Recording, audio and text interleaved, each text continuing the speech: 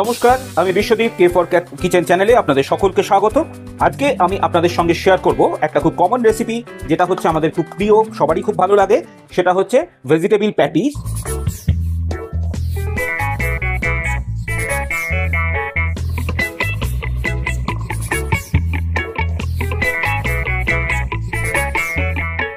বা আমরা যেটাকে বলতে পারি মানে আলুর প্যাটিসও বলতে পারেন আর কি।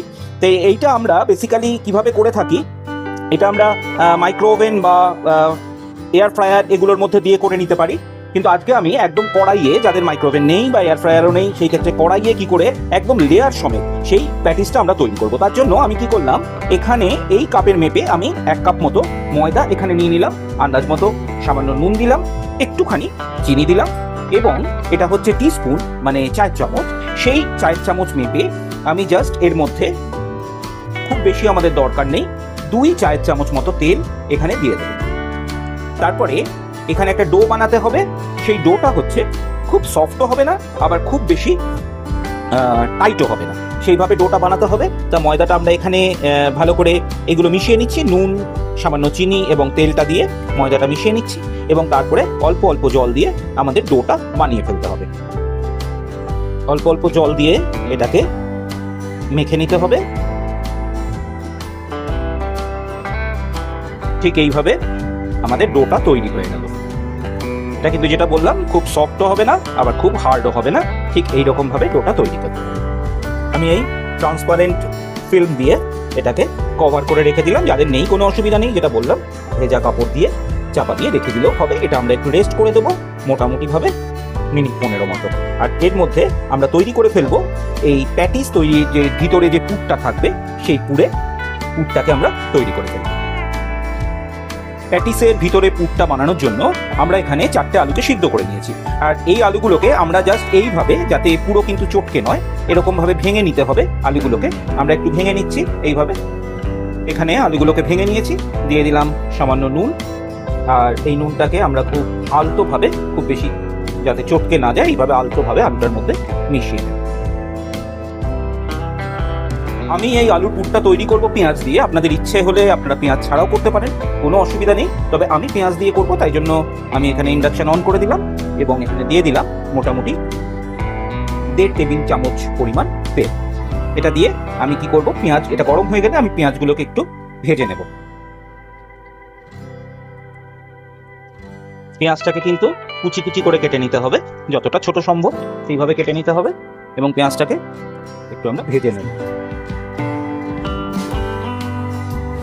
আমি খুব মিহি করে একটা 1/2 ইঞ্চি আদা, 1/2 ইঞ্চির একটু কম, আর কাঁচা লঙ্কা এগুলো কেটে রেখেছি, আমি এখানে দিয়ে দিলাম।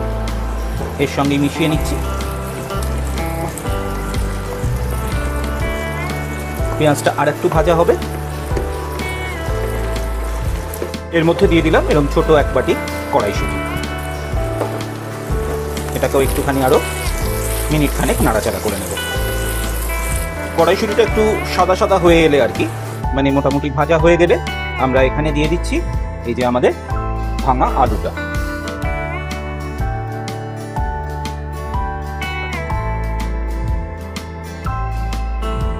এবার এর মধ্যে আমরা দিয়ে দেব কিছুটা, মোটামুটি 1/2 টেবিল চামচের একটু কম কাশ্মীরি লঙ্কার গুঁড়ো, 1/2 টেবিল চামচ পরিমাণ জিরে গুঁড়ো, এবং 1/2 টেবিল চামচ পরিমাণ ধনে গুঁড়ো। হলুদ কেউ দিতে চাইলে দিতেও পারে, না দিলেও কোনো ক্ষতি নেই। নুনটা আমরা পরে দেখে দিয়ে দেবো নুনটা কতটা লাগছে। এবার পুরো মশলার সঙ্গে এটাকে ভালো করে মিশিয়ে নেব। আমরা নুনটা দেখে নিয়েছি, নুনটা মোটামুটি ঠিক আছে, এটা রেডি হয়ে গেল। আমি এবার এখানে দিয়ে দিলাম ধনেপাতা। ধনেপাতা দিয়ে ভালো করে মিশিয়ে নিতে হবে এটার সাথে। মিনিট খানেক মতো এটাকে মিশিয়ে নেব। আর একটু মিনিট খানেক এটাকে রান্না হতে সময় দেবো, এবং তারপরে আমাদের তৈরি হয়ে যাবে প্যাটিসের পুর। এটা আপনারা এর মধ্যে পনির দিতে পারেন, অন্য ভেজিটেবল দিতে পারেন, সমস্ত কিছু দিয়ে বানাতে পারেন। আর চিকেন দিয়ে তো চিকেন প্যাটিস বানাতেই পারেন। এর মধ্যে দিয়ে দিলাম খুব সামান্য গোলমরিচ, যাতে স্মেলটা ভালো হয়, এবং আমাদের রেডি হয়ে গেল পুরটা। এবার আমরা এটা নামিয়ে নেব।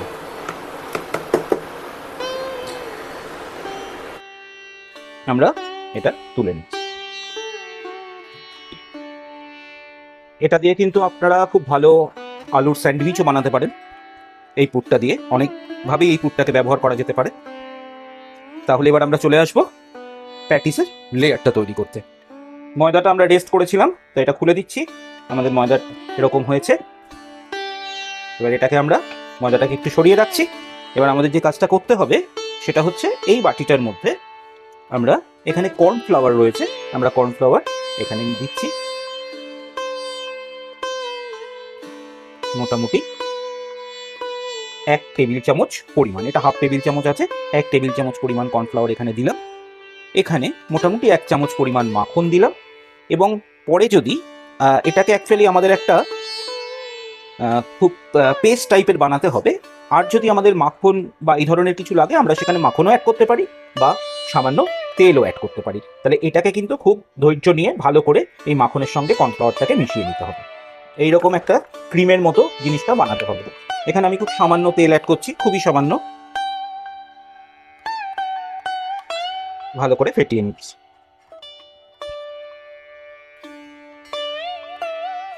পরের স্টেপে যেটা আমাদের লাগছে সেটা হচ্ছে আমরা এই ময়দা যেটা তৈরি করেছি এটাকে আমি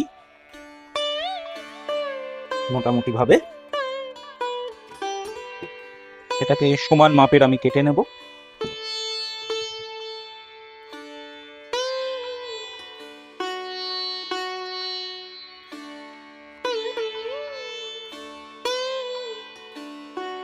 আমরা 6টা লিচি করে নিয়েছি। আমরা একটা বেলবো আর বাকিটা আমরা আবার এর মধ্যে ঢাকা দিয়ে রেখে দেবো যাতে বেশি হাওয়া না লাগে। এবার এটা বেলার জন্য আমরা কিন্তু গোল করে বেলবো না, লম্বা করে এটাকে বেলতে হবে। আমি এখানে শুকনো ময়দা দিয়ে দিলাম এবং এই ময়দাতেই আমাকে বেলতে হবে।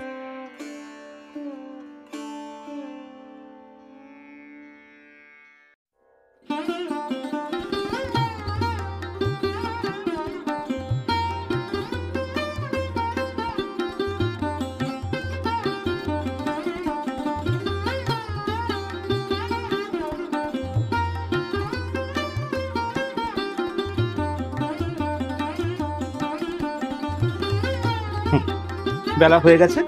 এবার আমাদের যেটা করতে হবে,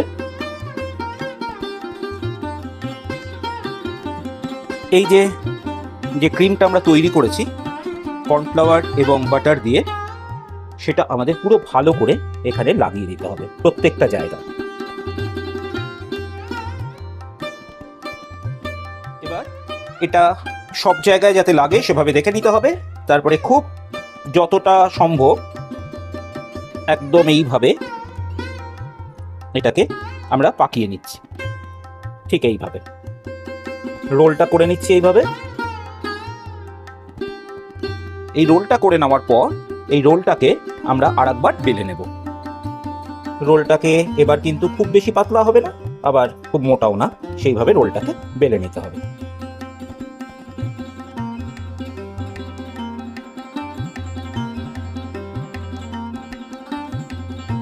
এইভাবে যে রোলটা বেলা হলো সেটাতেও কিন্তু আমরা আবার একটুখানি এই ক্রিমটা অর্থাৎ কর্নফ্লাওয়ার এবং বাটার ওটা দিয়ে তৈরি, এটাও কিন্তু আমরা সব জায়গাটায় লাগিয়ে দেব।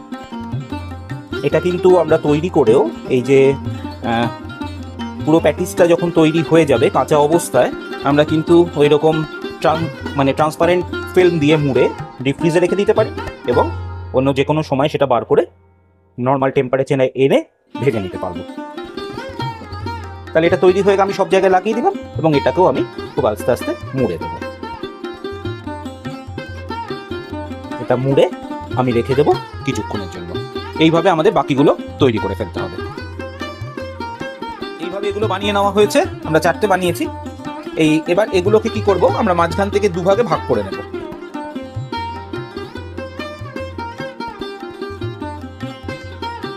এবার এটাকে আমাদের বেলতে হবে একদম।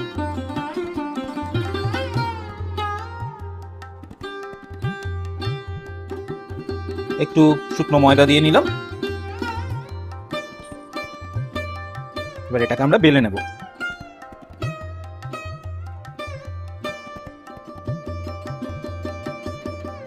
এরকম বেলে নিয়ে আমরা ধারগুলো কেটে নেব যাতে চৌকো করে করতে হবে বলে।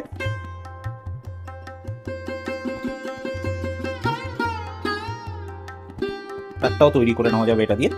তো এটা তৈরি এখানে দিয়ে দিলাম। এবার আমরা এখানে কি করব, চারিদিকে জল লাগিয়ে নেবো, একটু জল লাগিয়ে নেব যাতে পুরো আটকে যায়।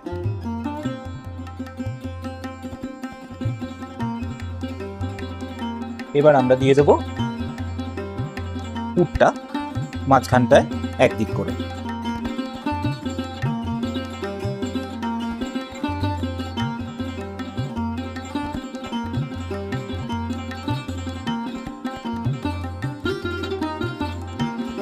এইভাবে আমরা তৈরি করে বাকিগুলো তৈরি করে নেব। তেল ভালো করে গরম করে নিতে হবে, তারপরে একদম ফ্লেম লো করে নেব। তেলটা একটু ঠান্ডা করে নিয়ে আমরা এখানে দিয়ে দেব তেলের মধ্যে।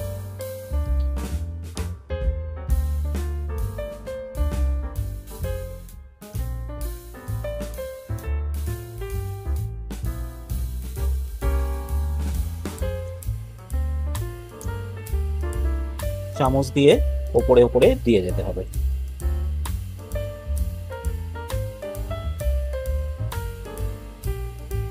এইভাবে আমাদের প্যাটিসগুলো হয়েছে, এইভাবে করে নিতে হবে।